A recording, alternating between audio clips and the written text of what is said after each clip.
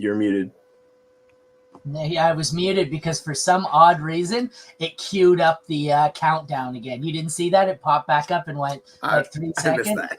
I love StreamYard free, man. I cannot wait. This is our last show on this one, and then I'm switching it over. I don't care. I seen it. I wasn't muted. For some reason, it clicked over. So, yes, we're off to a wonderful technological start here, as usual, on StreamYard Basic. This will be the last one, then we're switching over to the LW channel, and we're not going to have to deal with this shit. We'll get our graphics back, and everything will be fixed. But for now, I am Aaron St. Dennis, the FF Mad Scientist, and you are watching the Mad Science Lab podcast. Sort of.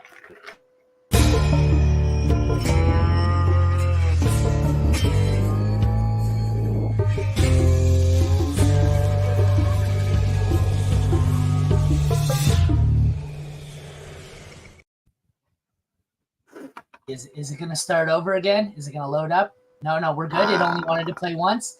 I don't understand. It's amazing. It's like once you stop paying for their $50 a month package and you just go back down to the basics, it's like they make it where everything's buggy and doesn't work. It's like they do it intentionally just to piss people off so that they weird. I forget what I've had where you know what it is? It's my kid does that with one of his little iPhone games. This shit is so buggy and has so many ads in it that he had me pay the $5 to remove ads just because it was so frustrating. Yeah, I've had that issue with my daughter at some of the games. I'm like, they do this on purpose. They're trying to get that money. I don't blame them. They're trying to get that money. They gotta do what they gotta do.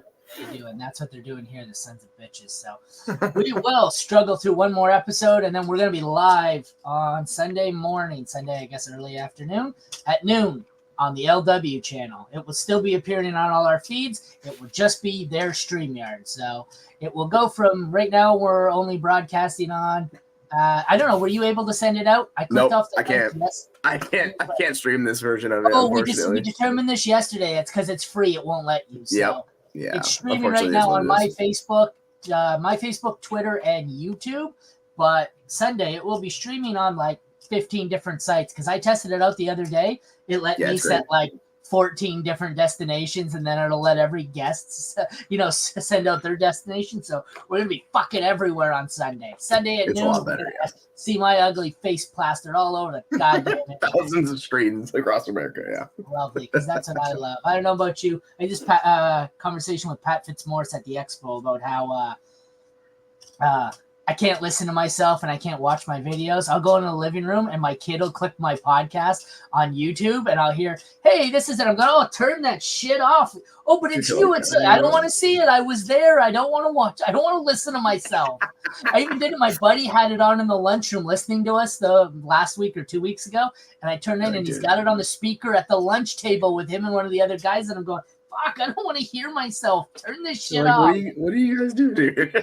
Not that I'm comparing myself to Johnny Depp, but in the trial, he said one of the things was he's never seen one of his own movies. And I guess it's fairly common that when you get into like media and shit like that, you don't ever want to see yourself or hear yourself. And I fall right into that because I can't watch my own show.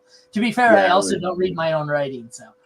There you go. I mean, then it makes sense, right? It's just a step from one to the next. So if you're ever doing movies, yeah, I do the same thing too. I'd be like, do I really want to watch my Ugly Bug? Like, if people want to watch it, feel free. You know what I'm saying? Like I was there for it. I put in the work. I know what it is. The second the show ends, I never see it again. Right. So with that said, let's fumble through this technological mess for one more day with the NFL Week 6 NFC home games. Sort of. There's like 6 or 7 games. What do we got? 1, 2, 3, 4. There's 4 actual NFC home games. For some reason, it was not balanced this week. There are a ton of AFC home games. So we had to kick in a few extra AFC games. We've got Cowboys, Chargers, Giants, Bills, and Pats, Raiders. You think I could have at least thrown an NFC team into that one, but whatever. Yeah, it's all good. So we will kick it off with the Vikings at the Bears. Vikings by 3. The quarterbacks are by far the highest scoring players in this one. As you can see, this is their year-to-date total. And I still don't know why some teams come out lovely and other teams get that weird effect in the middle. It just, their colors don't like they don't line up very well, and it just fucking annoys the shit out of me every time. But anyways, it's nice and pretty. We have Kirk Cousins, the number one matchup for quarterbacks. Chicago giving 23 a game to opposing quarterbacks. He is a must start. He hasn't looked great. Was it last week? No Jefferson. I think he's still probably top 6. Justin Fields, it is the 9th best matchup against Minnesota. He is also a must start. I think he's probably also similar in the mid-range QB1. I like the matchup better for Cousins, but I like the rushing floor better for Fields. What do you think? If you had to choose one, who you got this week? Fields. It's the rushing. So I'm curious to see how Cousins looks without Jefferson, because Jefferson's such an important piece of that offense that I'm willing to knock him down a little bit. Even though the matchup's fantastic and all of that, like, you're taking Jefferson and you're replacing him with freaking a rookie wide receiver who's still not seeing the snap share, and another receiver, KJ Osborne, who is very much just a mediocre, solid NFL wide receiver. So you're trying to replace him with that isn't the best. But, like, realistically, he's going against one of the worst pass defenses in the league, and he's still a very good passer. So how far can you knock him? I think I'm at QB8, and I'm firing both these guys up everywhere I have them because the matchup's too good to really turn away from anyone. And Fields has just been on fire. He's been on, like, a whole other level the last 2 weeks. So, he could be QB1 again this week. I don't expect a whole lot of defense to be played in this one. Running backs. We've got the 3rd best matchup for Madison, who's been hit and miss, but he's been, predictably bad and predictably good. He seems to do good in the good matchups, and this is a good one. So I think I'm starting him as a mid to high end RB2. We've got what I'm expecting. I have on the graphic on my end. If you went to the league winners, my week 6 matchup guide, I've got Roschon Johnson on the graphic. I think he might clear protocol in time from the concussion to play. It's a bad matchup for him. Coming back from a concussion, I don't really know what to make of this. If he plays, I probably want to start him as a flex. If he doesn't, I think you're probably going to get low-end RB2 flex play out of Deonta Foreman, is it? Foreman, yes? Yeah. I think Madison's the play here, and the Bears kind of scare me and are more of if I got to play him, I can play him. What do you think? Yeah, I'm honestly fine. However, like, the Bears backfield shakes out in this game, I want a piece of that backfield in this matchup. Foreman's a good runner. We saw it last year in Carolina. Like, he was very good on the ground. He's like a negative pass catcher, so don't think he's going to catch any passes. But yeah, sorry to interrupt. I was treating this one kind of like I treated Denver last night.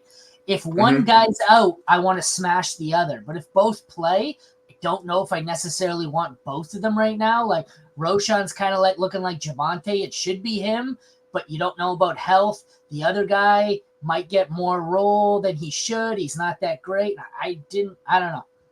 I guess, like I said, I can play either, but I like Foreman a lot more if it's just Foreman than I do either. 100%. If it's just Foreman, then I'm confident starting him as the RB2 in this matchup.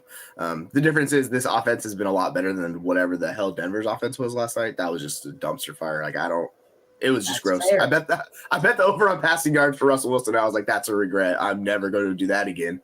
But yeah, on the flip side, Madison he's been good. He's losing snaps. So, like, how big is the snap share going to be? That's my concern with him. You can only boost him so high because of that.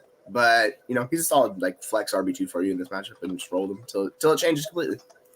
All righty. The wide receivers, 4th best matchup for DJ Moore. He's a smash. I think he's a low-end wide receiver 1.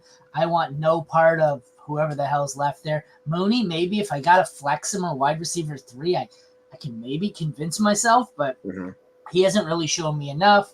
I haven't updated the graphic because I made these before JJ was officially put on IR. It's the 11th best matchup for the Vikings.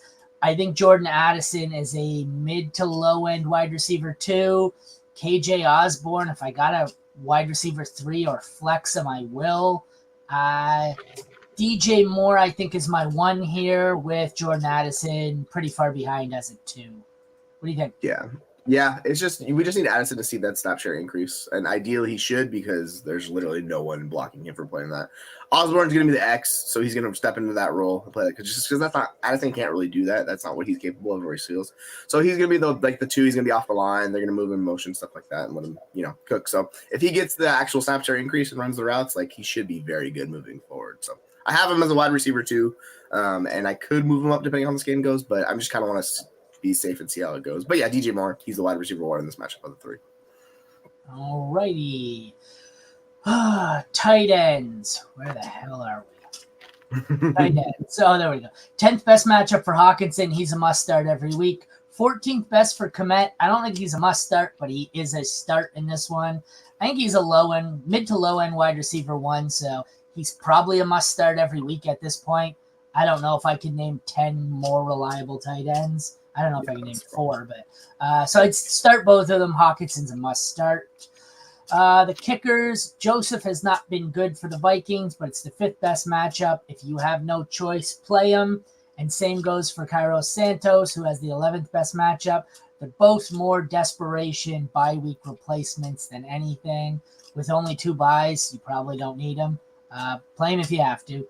The DSTs, I don't really want any part of this. It's the 11th best matchup for the Vikings, 16th for the Bears. This one has shootout written all over it, so I'm not sure I really want to risk playing a DST in this one. If you had to pick Bears or Vikings, which DST would you rather start? I'm going to talk.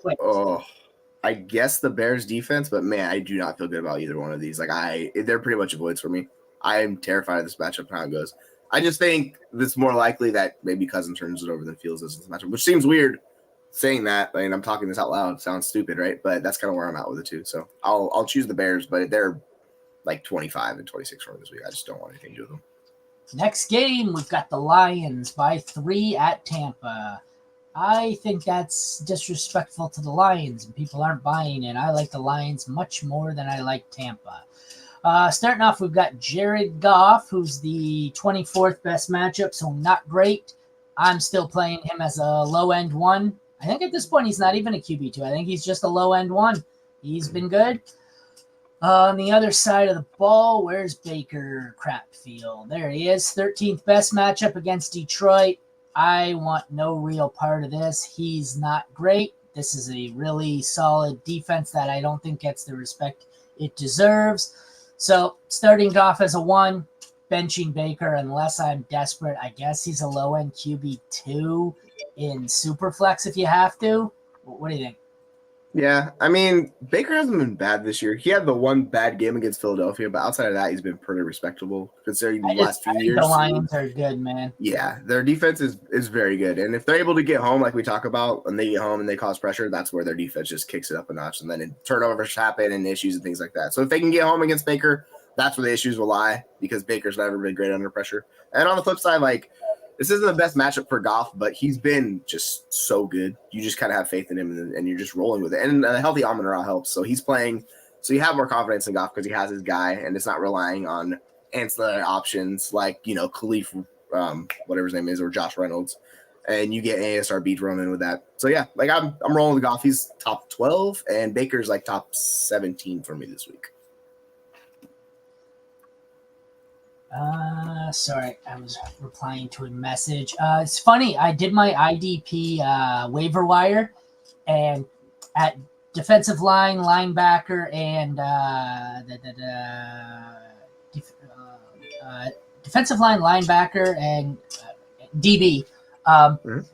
My 3 positions, I went for low rostered guys that I thought were the best. And all 3 positions, my top guy was a Lion. So I am high on the Lions defense. So let's go, baby. Maybe that's why I'm hesitant. I think the Lions are quickly becoming an avoid for all positions.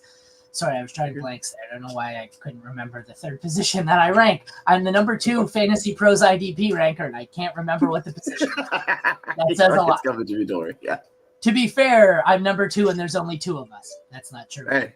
This is still silver medal, baby. Yeah, no, that's not true. But anyways, David Montgomery, it's a bottom 12 matchup. I'm starting him regardless. He is one of the few must starts at this point as a mid to low end 1. Rachaad White's the second worst matchup. If you got Rachaad White, you probably have to play him. I don't like the matchup. The Lions allow, 43 yards is the most they've given up to a running back. I think they've given up one rushing touchdown.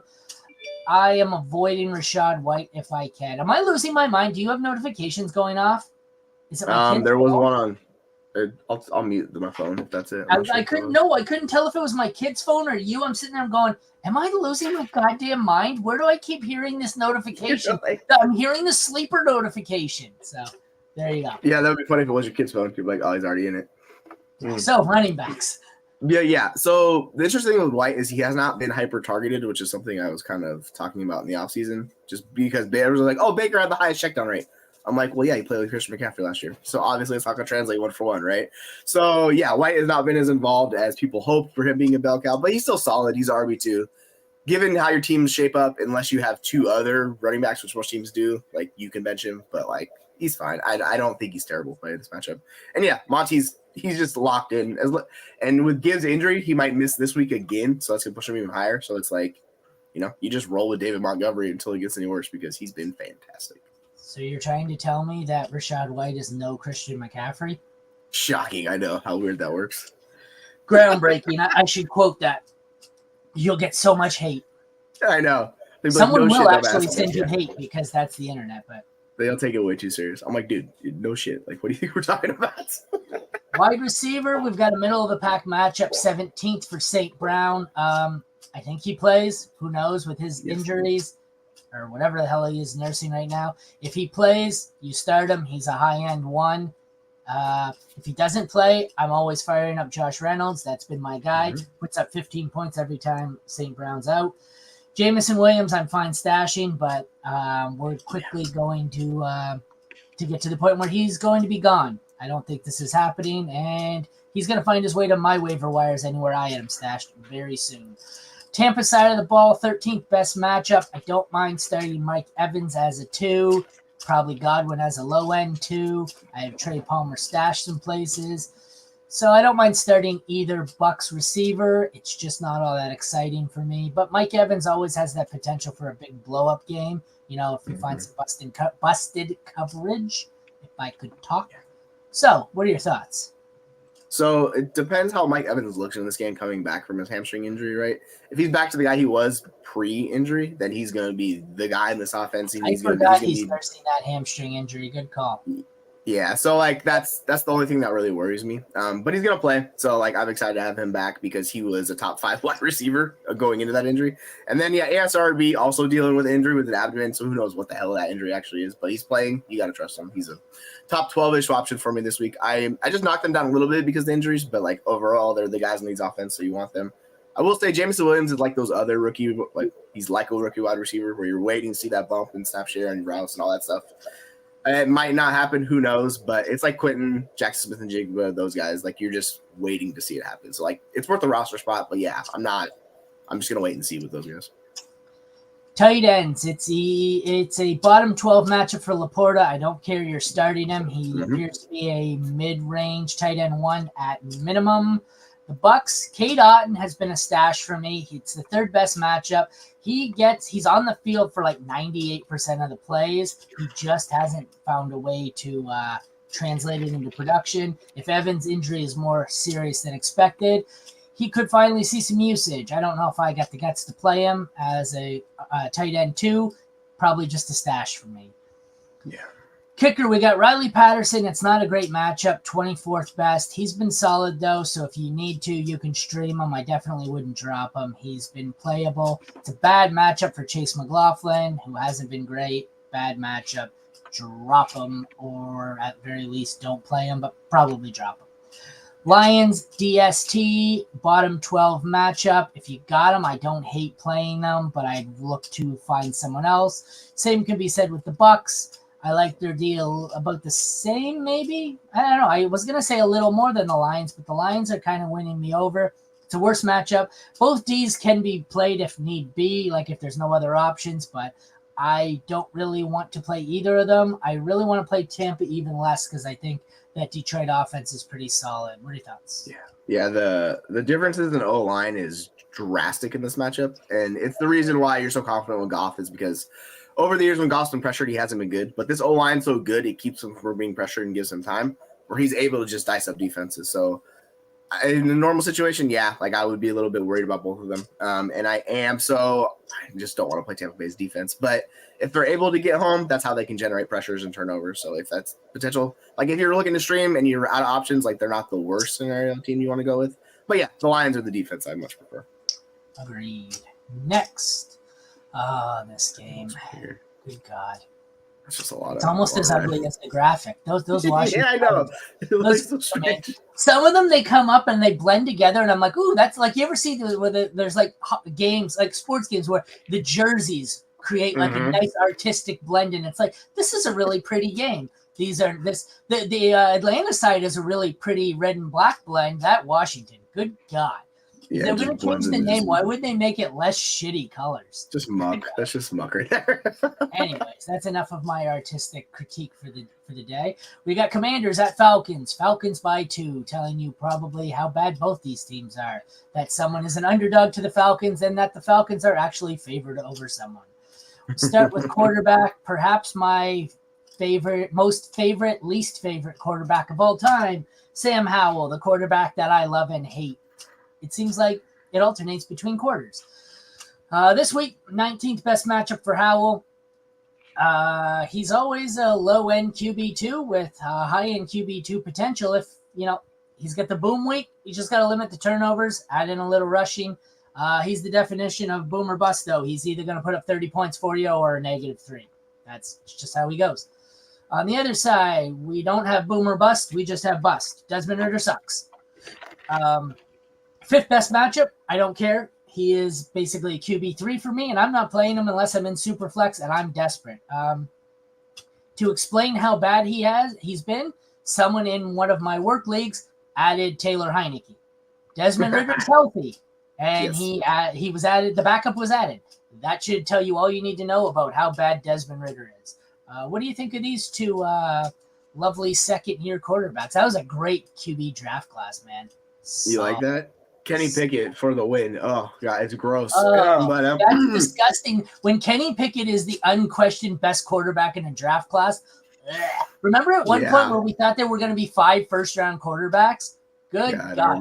Turns out the NFL GMs actually did know what they were doing when they passed on all of these fuckheads. Yeah, I think that one dude, Christian Williams, or whatever his name is I was like saying that at the time, like a couple of years ago. And I was like, what the hell are you talking about? It's like, okay, that seems bold, but all right, sure. And yeah, the draft class sucks. We kind of knew it going in, but they do. Interestingly, at one point they didn't. Like that was my first year of my work dynasty where we were going to have a rookie draft. And I remember all off season, people were trading, trying to get the first round picks, because at one point it was like, I remember doing mock drafts, and the first 5 picks were Malik Willis, Matt Corral. Then it was Breece Hall, Ken Walker. You had a couple of receivers. Like there were four first-round quarterbacks. I'm forgetting who else? I don't think we have Ridder and Howell in the mix. There was a 5th one that I'm forgetting. Oh, Pickett. That's the funny part. Pickett was the one going in the 2nd round of the mock drafts, and he's the only one he's been dog shit, but less doggy shitty. Just another terrible offense. But yeah, let's get back to these guys. The matchup I don't like for Howell at all. The issue is Terrell's going to lock up freaking Terry McLaurin. Like Terrell's one of the best shutdown corners in the league in how he plays. So if he plays like he has been, it's going to be a rough go for Terry McLaurin. So then you're focusing on the other options in this offense, and I don't like that for Howell. And Atlanta's defense has been fairly good, so I don't like him in this matchup at all. I really don't want to play him. And getting Desmond Ridder, like the matchup's great, but he's just not good. So a funny story that both these guys blew up last week and had like 27 points apiece, but I just don't have confidence either one of these guys in the matchup. So I'm trying to avoid both quarterback in both situations. Unless like desperation, then I'll play him, sure. But I don't feel good about it. 19th best matchup for Bijan. I don't care. You're playing him as an RB1. Brian Robinson, it's the 3rd worst. If you can get away from him, do so. If not, he's probably a low-end RB2. The backups in both cases, I guess, are desperation. Algier seems to run into a game every once in a while, and Antonio Gibson does as well. The the Commanders seem to be more easily predictable based on what you think the game script will be. If you think the Commanders are going to win, you start Robinson. If you think they're going to lose, you start Gibson. Really, out of the 4 backs, the only one I have any interest in is Bijan. And, we've got 3 desperation plays there. What do you think? Yeah, we were talking about Brian Robinson last week and how it should be a great matchup and how they should have the lead most of the game. And then they ended up trailing the entire game against Chicago. And Brian Robinson was these shitty teams. How do you predict a game script here? If you told me at halftime the Commanders were up 20 or down 20, I believe either without even batting an eye. Yeah, this one is just that's why it's so close with the over-under and the spread, just because we don't know how this is going to shake out. So Brian Robinson is a super risky RB2 with a floor a lot lower than that. And case in point, if it kicks off and like Howell plays out of his mind and they play well, then all of a sudden he jumps up and he gets 25 carries, 100 yards, and a touchdown. I just don't like Brian Robinson. Like, he's like my least favorite type of fantasy running back, where you just can't count on the floor with those guys. And Bijan's eternal. Just start Bijan forever. Don't even worry about it.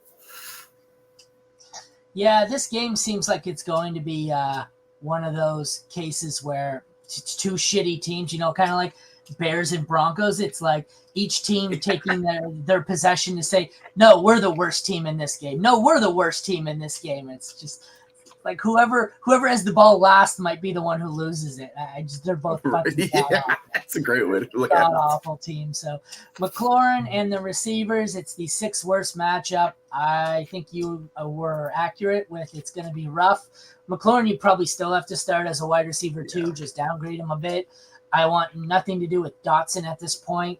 It might even be behind Curtis Samuel on the depth chart. So, not really thrilled with anyone there. On the Atlanta side, it's the 3rd best matchup theoretically for Drake London. The problem is it's Drake London and Arthur Smith. I think McLaurin is above London for me. McLaurin's probably a low end 2. London's a 3, something like that. What do you think? Yeah, so I actually have London ahead of McLaurin this week. Don't argue it. They both suck. So, like, outside of his week 1 performance for London, he's seen 8, 6, 7, and 9 targets. So he's been involved besides that week 1 disaster, whatever the hell happened there. I don't know. But yeah, he's a really good wide receiver. And like the same thing with freaking Terry McLaurin. Like, you kind of have to just trust these guys in the talent, even though the situation sucks. Playing with bad quarterbacks, sometimes it's going to be down games. And this will get into the tight ends in a minute and how the whole Kyle fucking Pitts thing's going on. But yeah, like, I'm playing London over McLaurin. And then if I'm flexing either one of these other guys for Washington, it's going to be Curtis Samuel. He's been involved. He gets a lot of easy routes, and it's just basically pinned down, just check him and go, because he's really good around line of scrimmage. So, yeah, I'll play Curtis Samuel before I even think about playing, Jahan Dotson. What's his face? I was like blanking on his name. I was like, I know his name. It's there. Hold on. The wheels are turning. He's having that good of a season that he's been referred to as what's his face. Did we already do this game yesterday? We did Carolina, or is that on the docket? Let's see. Who are they playing? I don't even remember. It's got to be an AFC game. It looks like we did it yesterday. Anyways, Miles Sanders officially ruled out. Yeah, it's that groin. Man, that's what I was saying. Like, I've told people to pick up Chuba Hubbard. Like, it's ugly, but just pick him up. Yeah. They're going to need you to check it down a lot to him because it's Thielen and nothing else there. But yeah, that's just whatever. Oh. Okay, let's move on here. Tight ends, we've got 2nd best matchup for Logan Thomas. I've been playing him everywhere I've whiffed on tight end. He's a low end 1. Kyle Pitts. It's the 5th worst matchup, but the problem with Kyle Pitts is, as I seen in my started fantasy points article, if you have Kyle Pitts on your team, chances are you got to play him. Play him if you have to. I don't like the matchup. I don't like the player. I don't like the system. And I'm sure Jonnu Smith will probably outproduce him. But if you got Kyle Pitts, you got to kind of keep going back to him. So play Thomas for sure. Play Pitts because you have no choice. Kickers, Joey Sly's been bad, but he's the 6th best matchup. Play him if you have to. I don't see why you would. There's got to be better options on the waiver wire. 4th best matchup for Younghoe Koo. He's been one of the 3 high-ranked kickers that have been brutal this year. He's been bad. 4th best matchup. Got to kind of go back to the well here with him. If he doesn't hit, might be time to try and move on. I learned that in my started fantasy points article too. People know so little about kickers that it doesn't matter how poorly you produce. It's like the Kyle Pitts effect. They are going back to Evan McPherson, Justin Tucker, and Younghoe Koo. are being started among like the top 5 kickers every week, despite the fact that all 3 of them have been objectively terrible. So yeah, and like the teams are going for a lot more on fourth down now, and it's just really fucking kickers. So it just makes it even harder. Like I'm just anti-kicker in general. I'm like, I will leave it to people that do kicker stuff. I just don't trust it myself. I'm like, sure. DSTs. It is the best matchup for the Falcons DST and the 9th best matchup for the Commanders. Both are low-end DST ones. If you gotta play them, you can play them. I don't want to because my theory has always been forget the matchup with DST. Like you can avoid the bad matchups, but I'm not starting a team that's shit based on a good matchup because they're shit for a reason. And we've learned this many times where it's like, oh, it's a great matchup. They're facing the Cardinals. Let's start dog shit defense A against the Cardinals put up 40 points and they still suck. Yeah, exactly how that works, right? If you have to, they're not the worst. They're not absolute avoids, but neither of them are good, and neither of them are someone I'm targeting. So yeah, that's a fair way to go about doing it. Giants at Bills. Bills by 14.5. That's generous. This might be 14.5 if they quit at halftime. Daniel Jones is out, so it might raise up even more. Yeah. Well, the only downside here is that Daniel Jones is out for fuck's sakes. Half the Bills' defense is out, so they were in my article where they're the second-ranked defense, I think, in my started fantasy points. But you might want to sell because things may get rough here for the Buffalo DST. But start with the quarterback. 16th best matchup for Josh Allen. I don't care. You're starting them. They're going to score. It is the worst matchup for Daniel Jones. The problem is it's Tyrod Taylor. So you weren't starting Daniel Jones unless you had to. You're absolutely not starting Tyrod Taylor ever. I seen someone add him earlier today in one of my leagues who's desperate at quarterback and plays with the intention of, or added him with the intention of playing him. No. If it's my super flex, I'm playing a positional player or I'm taking 0 and starting Daniel Jones. I'm not playing Tyrod. This could end up being a -5 game. So, and we also have Saquon, who's limited. We don't know if he's playing either. So this is disaster. But the Bills, their defense is a shell of itself. So ideally, if you have a decent offense with a good quarterback, they're a matchup to target now, just because the defense is so injured. But right now, why would I play Tyrod Taylor? And like you're saying, Josh Allen, he's just QB1 forever. So just play Josh Allen. It's that simple. Running back. It's the 5th best matchup for James Cook. I think they're going to be up big. I think he gets a lot of play. I don't normally feel this high on him, but I think he's going to be in the top 12 for me this week. Saquon Barkley, 9th best matchup. If he's healthy, if he plays, he always gets a top 12 role. This is going to be a bad game script for him, but he catches enough passes, and he's the only good player on the team. So I think both of them are top 12 options for me. What do you think? Yeah, if Saquon plays, which is a big if, because if he doesn't, then it's just a disaster. But if he's playing, you got to play him.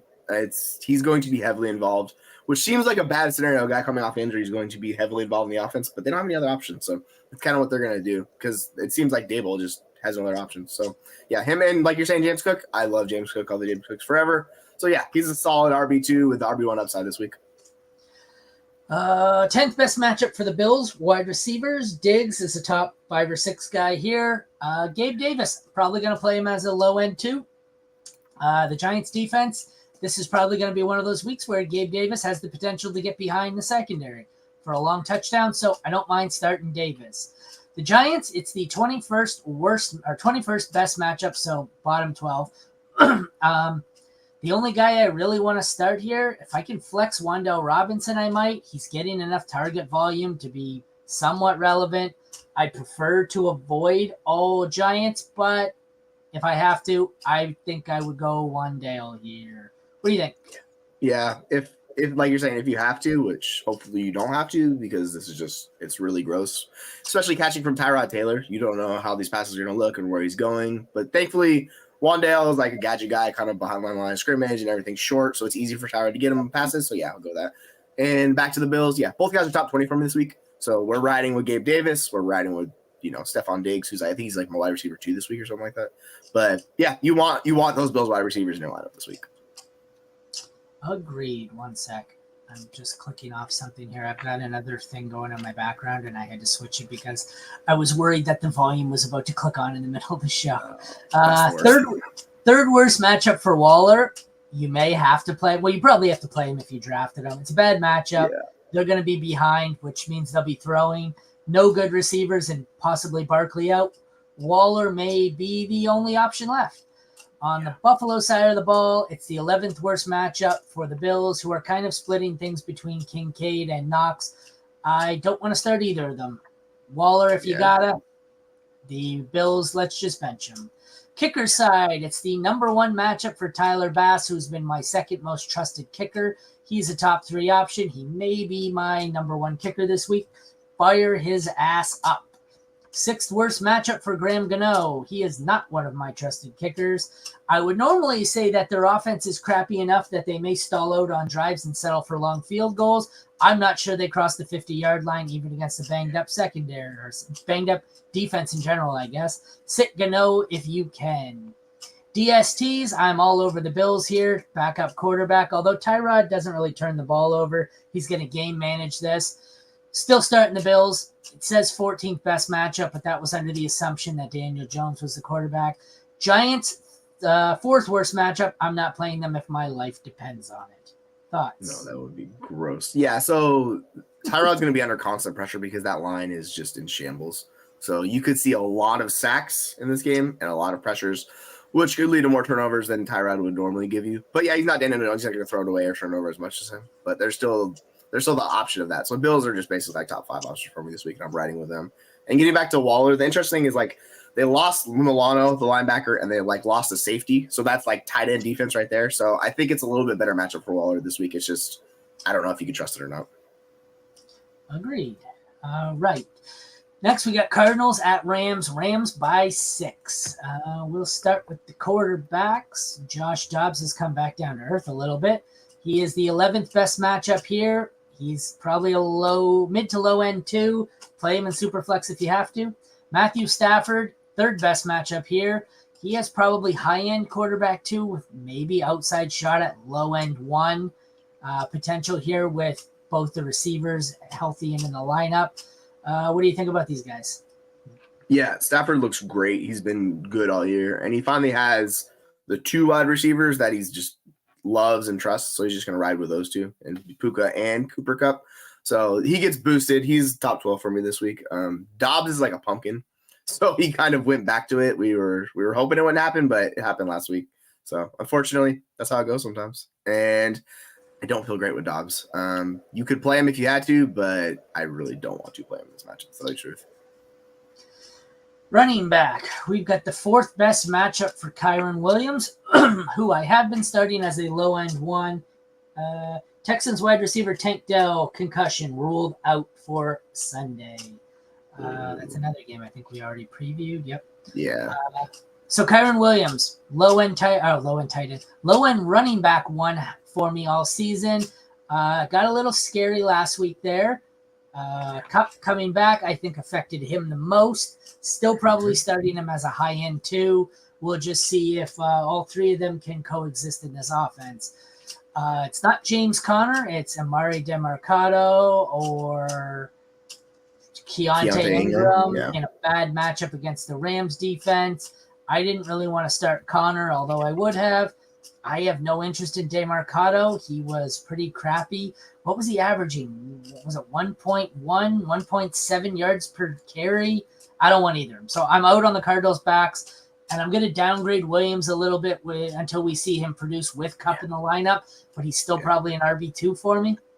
Thoughts? Yeah, I'm downgrading Kyron to like my RB20 rest of season.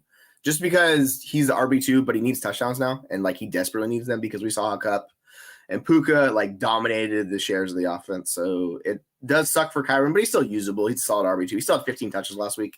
Like this offense runs enough plays, they're going to get enough into the end zone. I'm not too worried about Kyron moving forward. It's just he isn't that locked in RB1 we thought he was before that. And yeah, it's basically pick your guy on the other side. Freaking Keontae has been the backup, but he hasn't really done anything because James Conner's done so good. And DeMarcado, he was actually pretty good last week. I think he averaged 5 yards per carry last week in that game. It's just if they trust him or not. I just don't know how it's going to shake out. So they're both RB3 flex guys. I just don't know. But you know, I think it was Ingram was the one averaging under 2 yards per carry. I had it backwards. not Yeah, DeMarco. I just looked at his stats. Yeah, they're really bad. Yeah. Wide receivers, 7th best matchup for the Rams. I'm starting Kupp as a 1. I think I'm starting Nakua as a 1. Probably both of them as low-end ones with mid-range 1 potential. I don't like that situation where there's 2 of them, but I'm still starting both of them as high-end assets. The Cardinals, it's the 5th worst matchup. I'm still starting Hollywood Brown because there's really nobody else here to compete with for targets. Michael Wilson had a good game and then kind of disappeared. So Kupp, Nakua, Hollywood is how I rank it. What do you got for these 3? Yeah, Kupp's like a top 5 option moving forward. Puka's he's still a wide receiver 1 for me, but he's lower. Like wide receiver 1, wide receiver 2 range, and he kind of fluctuates, but he's really good. And there goes my that. But yeah, I'm going with him. And then Hollywood's wide receiver 2. It's just Dobbs on that offense. I don't trust a ton because they haven't been great, but he can support Hollywood. So Hollywood's a good wide receiver. You still trust him. All right, moving on to tight ends. 5th best matchup for Zach Ertz. Probably going to start him. He's a low-end tight end 1 if you got him. The Rams side of the ball, Higbee's been hit and miss. He's the 4th worst matchup this week. He's probably going to miss. If you got to play him, probably expect low-end 1, high-end 2 production. Not that that's a high bar for tight ends. Kickers. It's the 8th worst matchup for Matt Prater. I probably don't want to start him. It's a 19th best for Mark. Bad matchup for both of them. Don't really want to play him. Avoid him if you can is what we'll summarize that one as. It is the 6th best matchup for the Cardinals DST. But the Rams, they seem to do it in bunches where they're either going to kill you or they're just going to be wonderful. Stafford's going to throw picks, but he's also going to put up points. If you have the Cardinals, you could probably start him as the DST 12. I don't really want to. Middle of the pack to low-end matchup here for the Rams. The Cardinals, another team where they're kind of hit and miss. You could probably start either of these defenses. I don't really want to. They're probably both going to end up being ranked between 12 and 15 for me. What do you think? Yeah, the Cardinals' pass defense is really bad, and that's the bigger issue. Is they're like near the bottom of the league, if not last, in like EPA for pass attempts. They just get shredded. So if they're able to pressure Matthew Stafford, then yeah, they can get some turnovers. But like it could just be a day where they just get cooked all game. So yeah, I don't really want to start either defense in this matchup, to tell you the truth. But yeah, you could take a chance and maybe Stafford throws a pick and they get a turnover and stuff like that, and it goes. But I just don't see the high ceiling game for either defense in this one. Let's go with an AFC only matchup in our NFC preview. Thank you for this, NFL. We had a barn burner here. New England Patriots versus Las Vegas Raiders. Raiders by 3.5. Sit everyone not named Devontae Adams or Josh Jacobs.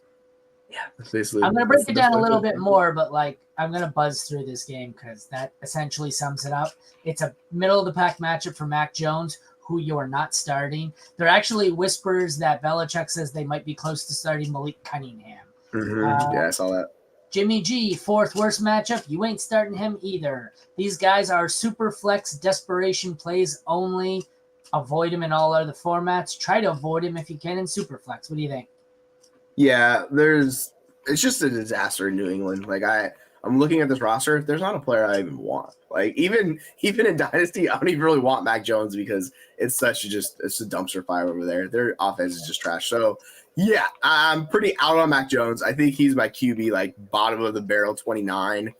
Jimmy G is a little bit higher just because the offense is better and they can protect him and things like that. So Jimmy G is going to be like my QB 20, but I really don't want to start Jimmy G. But if I had to pick between the two, it's Jimmy G by a long shot. 12th best matchup for Josh Jacobs. I'm starting him as a low-end RB1. It scares me a bit, Bill Belichick-led defense, but you got to start him. On the other side of the ball, we have Ramondre, middle of the pack defense matchup here. He's down to an RB2, I think, for me. I don't trust him. He's not producing. Start Jacob as a low end 1, Ramondre maybe as a mid to low end 2, and I want nobody else in those backfields. What do you think? Yeah, so the Jacobs usage has been elite. He's back to being that true like RB1 bell cow where he's high end. So I have him top 5 this week. I'm pretty in on Jacobs, even though the matchup isn't great. I don't care. It's just volume, and he's he's been getting better each week, so I have faith in them. And it seems weird to say against the Belichick defense. I just don't trust the Belichick defense right now. And as they got shredded against the freaking Saints last week, and there were some turnovers that set them up early, but still. And on the flip side, yeah, Ramondre, he's still splitting work. It's just an ugly offense. He's been extremely inefficient. He's been one of the most disappointing players in fantasy this year. So, yeah, he's like RB2, like 18 for me this week. But, man, I don't feel good about that ranking at all. Like, I would expect him, like, he could honestly finish way below that. Wide receivers, middle to low end matchup for Devontae Adams. I don't care. I'm starting him as a 1. I'm also starting Jacoby Myers as a 2. He's getting the volume. It's very concentrated. So I'm firing up 2 of the Raiders receivers. On the Pats side, it's a bad matchup as well. Kendrick Bourne, maybe, but I'm pretty much avoiding all the all the wide receivers on New England. How about you? Yeah, that's exactly it. It's so hyper-targeted around Devontae Adams and Jacoby Myers. Those are 2 guys you want. And as long as Jimmy G is the quarterback, he's going to support both these guys. So just have confidence in those 2 guys moving forward. The worst case, Jacoby Myers is a wide receiver too the rest of the season.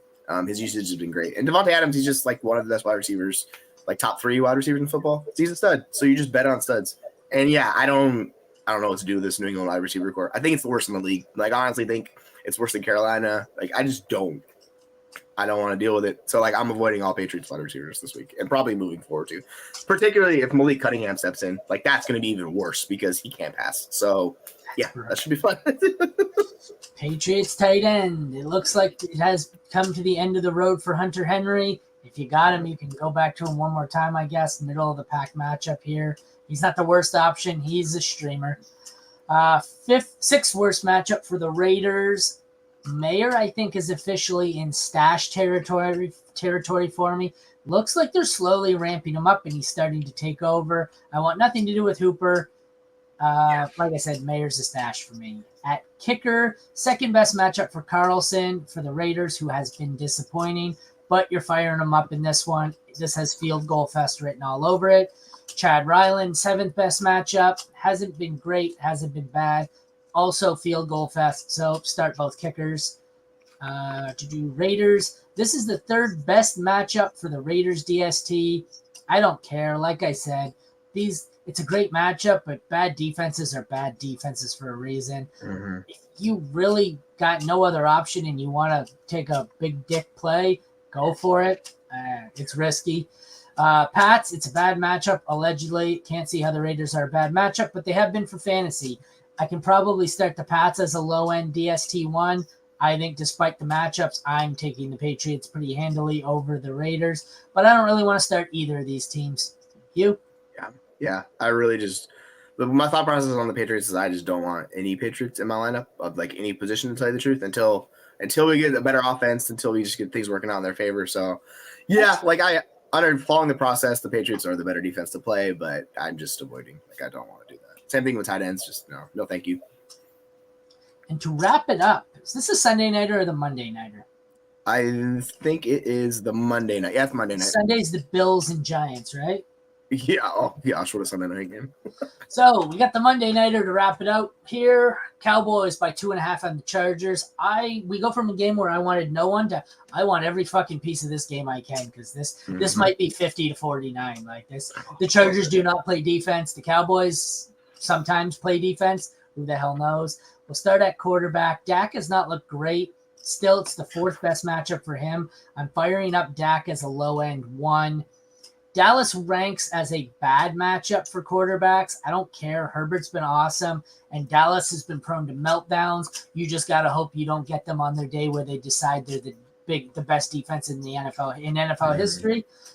Starting both quarterbacks. Herbert, mid to high end 1. Dak, mid to low end 1. You?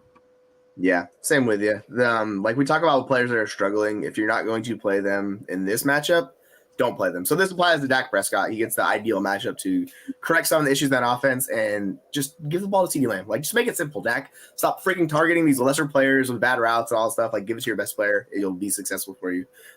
So he's a low-end QB1, like QB2 range for me. And Herbert's just been incredible. And the offense is cooking. So, yeah, we're riding with Herbert. As you see the difference in points between the two of them, it's like 50. So, yeah, we're riding with Herbert as like a QB6 this week, I think.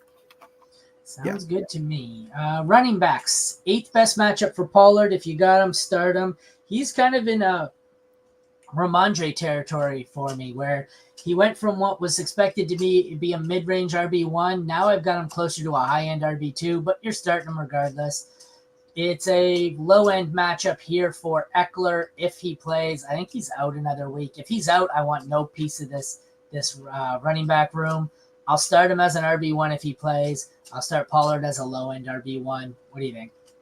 Yeah, Eckler said there was a 99% chance he's going to play this week, so I'm just going to trust him on that one. Yeah, so if he's playing, you're firing up Eckler. He's too good, and he's just such a massive upgrade over what they have in that backfield. He just immediately jumps into like top 3 running back just because he's elite. Yeah, and Pollard, it's interesting. His touches and snaps have gone down last few weeks, so I don't know. And the Cowboys have had the weirdest game scripts of any team. Like each week, it jumps from plus 20 to negative 30. Like they're all over the place. But Pollard's had the most like red zone touches of anybody in the league, so the usage is there. It's just been ugly. But I feel so much more confident in him than I do Ramondre, even though he is also struggling. But yeah, he's still a low end RB1. You just kind of got to bet on talent with him.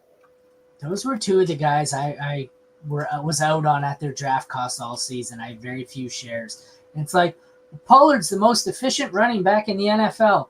Well, great. Wait till we triple his workload and see if he's efficient. Yeah. Then, oh my God, look how inefficient he is this year. We couldn't have seen this coming? Really? Nobody's seen this coming? Like, even his coach, his running back coach last year was like, if you feed him like you feed Zeke in the past, his efficiency is going to go down. That's not how they want to use him. So I don't think anybody expected him to see like bell cow usage. Like that's not good for Pollard. He's not Zeke, man. But wide receivers, best matchup for the Cowboys here. I'm firing up CD as probably a top 5, top 6 this week. Gallup's been getting the targets. They just haven't been. He hasn't been hitting them. He's either been running open and Dak's not seen him, or Dak's missed him. I don't mind holding on to Gallup here in case they get their shit together, but he's probably not a play this week. CD is a top 5 or 6. Bad matchup for the Chargers. I don't care. Keenan Allen is also a wide receiver 1 this week. Sitting on Quentin Johnston. Josh Palmer's maybe a flex. Basically, I want the 2 studs in this one. And everyone else to me is kind of prove it to me. I'm not playing you. Yeah, exactly right. I have Lamb and Allen back-to-back in my games. I'm just betting on Allen just because his usage has been so good and how they've used him through this year. So, like, I trust him a little bit more than Lamb at this point. But, like, it's, and then you could pick whichever flex guy you want. If you want to go with Palmer, go with that. If you want to take the upside shot at Quentin Johnson, sure. If you trust them to go with Brandon Cooks again once in a lifetime he's coming back, then, yeah, like, you have options of flex play however you prefer to go about this matchup. I forgot Brandon Cooks was on this roster. Yeah, he has been terrible. I'm not going to lie. I completely forgot Brandon Cooks was on this team. If that tells you all you need to know, I didn't even know Brandon Cooks was still on this team. All right, tight ends. We've got Jake Ferguson, middle of the pack matchup. I've been stashing him, playing him as a low-end tight end 1. I think he's going to get better. The breakout is coming. I don't mind playing him. Gerald Everett was someone I thought I'd be playing as a low-end tight end 1, but he's been disappointing. Stream him if you have to, but I prefer Ferguson. The DSTs here, I don't want either. It's a bottom 7 matchup for both. The Cowboys were one of the best DSTs. They are the best DST in the league. I don't want any piece of this game. I'm avoiding the shootouts. This one's going to be high scoring. You're going to be relying solely on Dallas getting another 2 pick sixes to keep you afloat when they both score 40. At kicker, we've got a bad matchup also for Dicker and Brandon Aubrey, so I'm not starting either. So, stream or play both tight ends if you have to. I'm avoiding both kickers. I'm avoiding both DSTs. You? Mm-hmm. Yeah, that makes sense. Dallas has been, when we were talking about game scripts, their defense has been just bonkers. They've had insane games on both sides where they just, like last week, they got destroyed by San Francisco. Week 1, they put up 40 points. Like, they've been everywhere. So you don't know which defense you're getting from Dallas. And the Chargers offense is just too good. So, like, I would avoid them as well. I don't want to play these guys. And of the tight ends, I'll play Ferguson just because, that tight hyper targets his tight ends, which is a whole nother issue. But at least he's seeing more targets than freaking Gerald Everett. Absolutely. Well, that concludes our NFL Week 6 NFC home games preview with more AFC games than NFC games.